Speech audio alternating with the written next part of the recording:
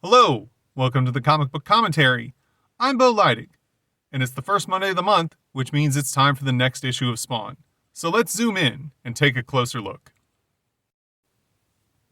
First published in August of 1992, we get another close-up image of Spawn on the cover, which was pretty indicative of all these early issues. Most of the covers really did just seem to feature pinup work of Spawn and very little else, which was pretty indicative of this time period in comics.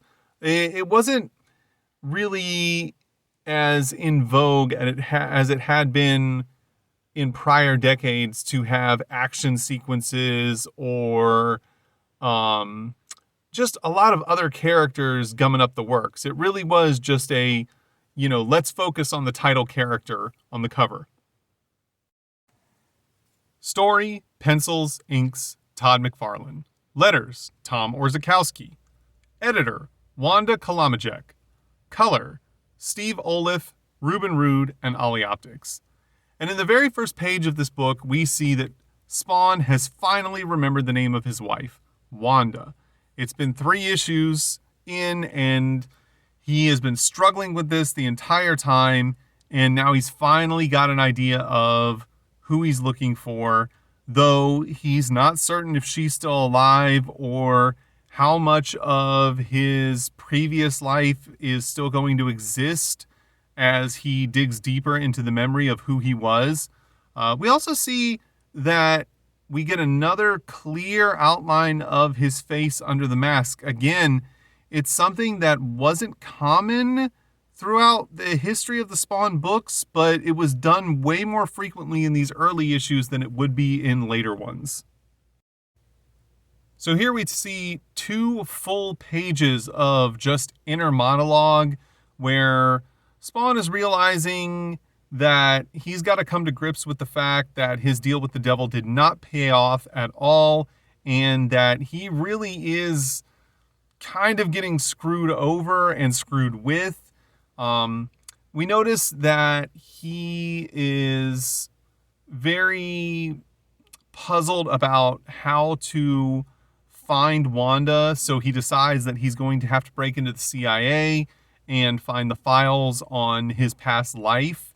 And then he also has started to become very angry at the fact that he is getting the short end of the stick on the deal that he made with the devil, and that he has come to the conclusion that he's gonna stand up to the devil when he gets the chance, and even issues a verbal warning to said devil.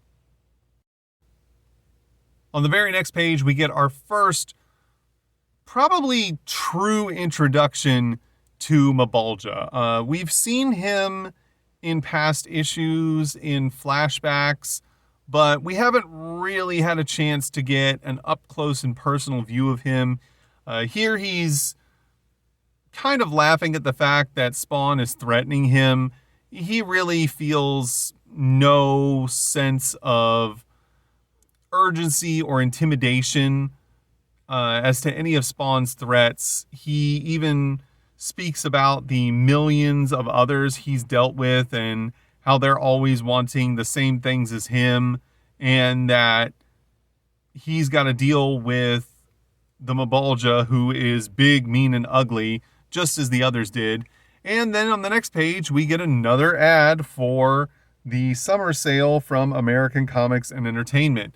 They were advertising so much in early Image books. It's crazy. I don't know how much money Image was getting from this company, but it had to be really helping keep them afloat in the early days. Here on the next page, we see another really cool image of Mabulja. I really like how Todd turned Mabulja's hair into the framing for the bottom 2 panels of this page. That's a really cool artistic touch. Mabulja goes on to talk about how he's going to make Spawn's life a living hell, and he finds it amusing that suddenly Spawn has morals and desires of his own, despite the fact that he was a hired killer by the U.S. government. And, he makes light of the fact that Spawn made a deal with Mabulja, and it's a deal that Mabulja holds all of the cards for, and that Spawn should have read the fine print, so to say. On the next page, we get our monthly update on Sam and Twitch. They're still looking for the perpetrator of all the murders of New York's mafiosos. Sam is pretty upset about the fact that they're playing desk duty because he believes their time would be better spent out on the streets hunting down the killer, who we see in the very next part of the bottom of the page is roaming the alleyways of New York City. Here we see a little cool nod to the audience of Clown wearing an Image Comics t-shirt, kind of breaking the fourth wall there. That's funny. And he's just singing a little song about how violent he is and how he is going to do damage as the Violator. And I really like this shot here where we see Clown in the bottom of the panel just walking through the alleyway, but the shadow is that of the Violator. That was a cool little artistic touch that Todd took for this image. On the next page, we once again see the PSA that is encouraging you to go check out your local comic book store. I'm actually kind of surprised how frequently this was showing up in the early issues of Spawn. It wasn't something that was being published in all of the early Image titles, but Todd seemed to be very adamant about trying to push comic book retailers in his early issues. On the next page, we see the exterior of the New York CIA headquarters. Spawn has found the files that he's looking for, but decides to hang back to deal with some other business that he wants to make sure does not slip through the cracks.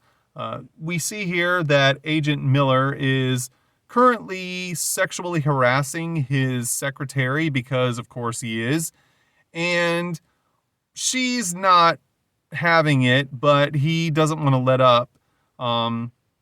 She does finally convince him that she needs to go home to her husband, and he finally relents, lets her go, and goes into the filing room where he realizes that someone has been rummaging through his files.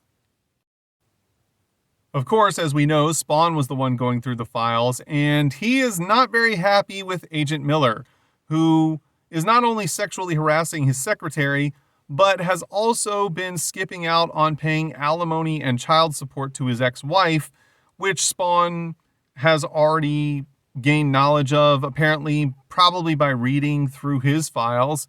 And he makes some very serious threats against Miller and tells him that if he doesn't shape up, that Spawn will make sure that his ex-wife and his child get to collect on his life insurance policy. He also tells him that if he wants to keep his hands, he better keep his hands off his secretary.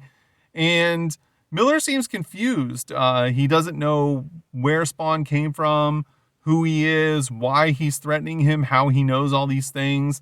And Spawn tells him that he should pray he never finds out, which makes the Mabulja quite gleeful, as he wants Spawn to give in to his anger and become more violent.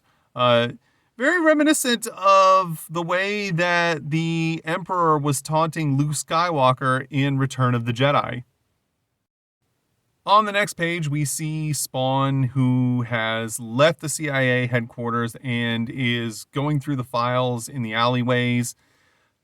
He finds Wanda's address and starts to wonder why she's moved, and then happens to read across something that he is not happy about seeing. After that, we see here that Spawn's power level is still at 9,432, and we see the exterior of Wanda Blake's house. Spawn wants to go meet her, but he realizes that she's probably not going to be too receptive of his new form with the cape and the chains and the spikes. So he once again transforms himself, but as we saw in the last issue, he can only transform into a random white guy, which he is not happy about at all. He very much expresses that he's not just angry about the fact that he can't turn back into Al Simmons, but that he can only turn into what he describes as a blonde California beach bum. He also expresses how nervous he is about going to see Wanda again, despite the fact that they were together for 8 years when he was alive, and is very, very much shaking and anxious about knocking on her door. He musters up the courage to ring the doorbell in the next page and is frozen in his tracks when Wanda opens the door in an evening gown, and he's just stunned by the beauty of the woman that he was married to and is still madly in love with, but hasn't seen in 5 years. She makes note of the fact that he's just kind of gawking at her and apologizes for her outfit as she's getting ready for a dinner party in the evening, and asks why he rang her doorbell. He has already come up with a story about how he's going around trying to help the SPCA register dogs with the city, and is cut off by Wanda's 15-month-old daughter. And this doesn't sit well with Spawn, mostly because, obviously the daughter is only 15 months old. He's been gone for 5 years. And the fact that when he was alive, he and Wanda were unable to have children. And he was always led to believe by the doctors that it was her, but now he comes to the crushing realization that it was because of him that they could never conceive a child. This, of course, is just too much for Spawn to bear mentally, and he loses consciousness, falling flat on his face on Wanda's porch.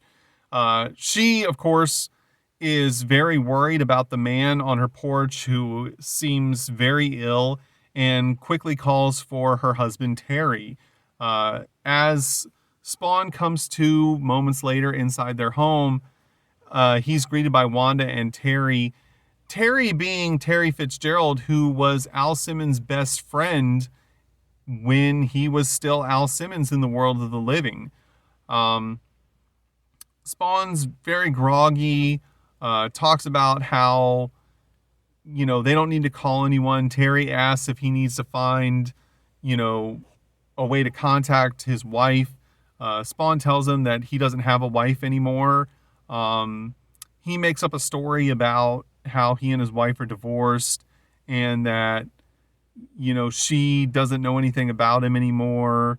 And he is very sad because he still loves her, but she's moved on with her life and has a new husband and has a family of her own. And he doesn't feel like it's his place to impede on any of her happiness, which is a really sad and somber way of him looking at the situation that he's in. And you really feel very sympathetic to him at this point, knowing that he's sacrificed everything to try and come back to his wife, and she's not forgotten about him, but moved on with her own life and left who she was before with him in the past. As we're now teleported back to the city proper and night is descending, we see that Spawn is incredibly furious. Not with Wanda or Terry, because he does realize that it was inevitable that she would have to move on after he died. But he is absolutely uncontrollably angry at Mabulja for really tricking him the way that he did. Spawn, he gave up everything because he wanted to come back and see Wanda again. And he's even crying out saying, I would have done whatever you wanted to see her again. I don't know why you put me in this position to see her and not be able to let her know who I am and to make sure that I know that I'm the reason that we could never have children. It really is just a way of Mabulja breaking Spawn down and trying to just destroy any thoughts that he had that he could regain some semblance of his former life. We also see here on the next page that Spawn's power has dropped down to 8,821. We see on the previous page that he was just flaming out with all sorts of necro energy here, plus the transformation he had to try and meet up with Wanda again. Really just burned up a lot of his power, and he is more than 1,000 down from where he started in the first issue. And of course, in the moment where he's the most angry and the most irritated is when the clown decides to show up and start taunting him once again. The clown informs Spawn that the two of them could do a lot of damage together given Spawn's former life, and then slowly transforms from his clown form into the form of the Violator, which, surprisingly enough, on the next page, we notice that Spawn doesn't seem even slightly fazed by. You'd think that after just having watched a small, fat clown transform into an 8-foot-tall hell demon, he would be, somewhat perturbed or dismayed by seeing this. But no, he's just ready to go and take the fight straight to the Violator, which the Violator happily obliges. We see here that the Violator punches him straight through the chest and rips his heart out the same way he's been doing to all of the mafiosos in New York. On the next page, we see an advertisement for Comic-Cons that are going to be happening in Dallas and Houston in the fall of 1992. We also see this cool black and white image that is the image of Spawn that was featured on the reverse cover of Malibu Sun number 13. For anyone who doesn't know, Malibu Sun was sort of like previews, except that it basically just focused on Malibu comics, and as a result featured a lot of Image comics as well in the early days of Image. Malibu Sun number 13 is the first cover and reverse cover appearance that Spawn ever made, and is considered by some to be Spawn's first overall appearance, because it is the first time that he is very prominently featured on anything. On the next page, we see here that the Violator seems very happy with the fact that he was so easily able to defeat Spawn, and talks about how he's upset that the Hellspawn gets so much respect and how people in Hell fear him, and he's wondering why, because he's just defeated him with a single shot. And as he slowly turns to walk away and revel in his victory, Spawn very quietly says his name to get him to turn back around. And here on the final 2 pages of the story, we see this really, really cool 2-page spread image where the Violator turns around and Spawn is confronting him, just ready to do battle. We see that the Violator is still holding Spawn's heart in his hand. Huge gaping wound in the middle of Spawn's chest where it's just been blasted out by the Violator punching through it, but it's being filled in with necroplasm. Spawn is summoning Hellfire, and there's a massive battle about to ensue between these two. It's funny, I actually, for some reason, thought that the battle between Violator and Spawn happened in issue 3, and was surprised to see that it's not until issue 4 where that takes place. But either way, it doesn't matter. This image is so cool of the two of them just ready to go, about to fight each other for the very first time. Here on the next page, we see an advertisement for Shadowhawk number 1. We get this cool image of Shadowhawk, which was drawn by Jim Valentino. Of course, Shadowhawk being a Jim Valentino creation. And McFarlane was also part of this. I'm assuming that Todd probably inked this image, as he was a pretty prolific inker and, well, still is a pretty prolific inker. And it was pretty common for him to ink some promotional images for other creators in the early days of Image Comics. On the very next page, we see an advertisement for Cyberforce. And if you'd like to know more about Cyberforce, check out my video on Cyberforce #1. So here on the next page, we are once again in the spawning ground, and there's a bit of a continuation of what was talked about in issue #2. Todd stated in issue #2 that Dale Keown was going to be leaving Marvel Comics and joining Image to start his own book.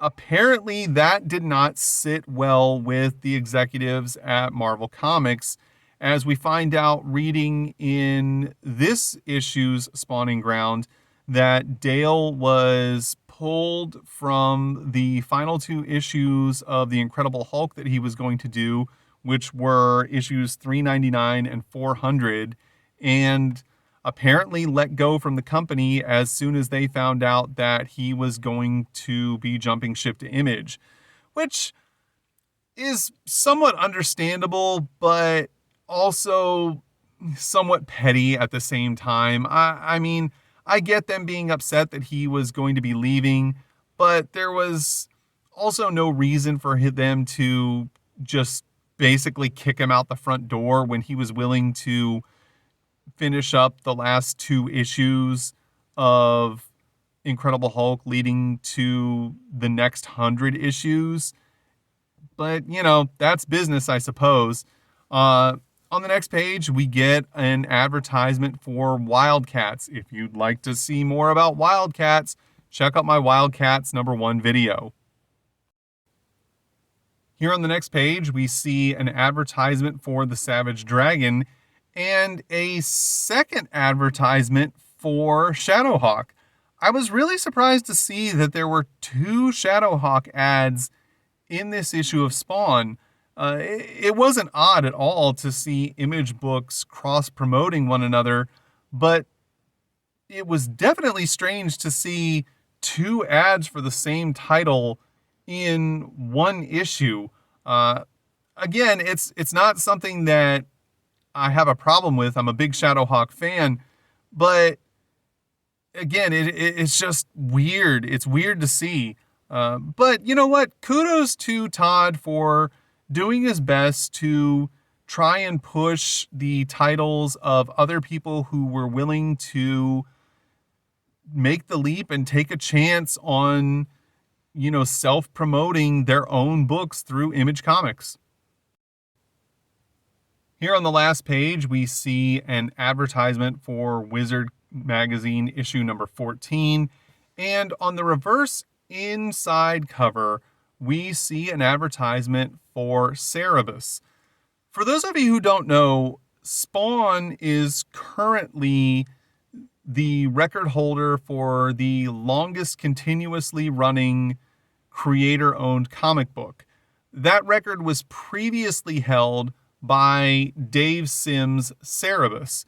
Cerebus ran for 300 issues, and I had actually not been aware of the fact until I read this advertisement that Dave Sim was planning on Cerebus only running for 300 issues from the start.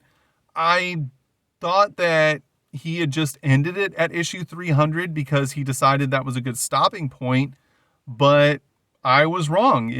From the very beginning, he wanted Cerebus to run for exactly 300 issues, as he states in this advertisement.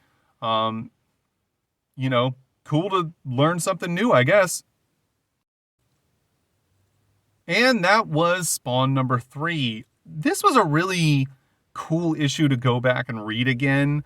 I had forgotten just how much of an emotional roller coaster this issue was, with the ups and downs of Spawn having these hopes that he'd be able to once again reunite with his wife, only to have those hopes destroyed when he goes and finds that she's moved on and remarried and now has a child, and him having to deal with the fact that he wants so desperately to be with her, but knows that it's wrong of him to ruin her happiness for his own desires, and then to just be dealing with the fury of the way that he was misled and betrayed by Mabulja. And then at the end, we get him and Violator right at the beginning of their very first fight with each other. There's so much going on in this book. It was a really cool read to go back and reacquaint myself with. If you like today's video, please like, comment, and subscribe. Check out the other videos I have on the channel. And thanks for stopping by. Have a great day.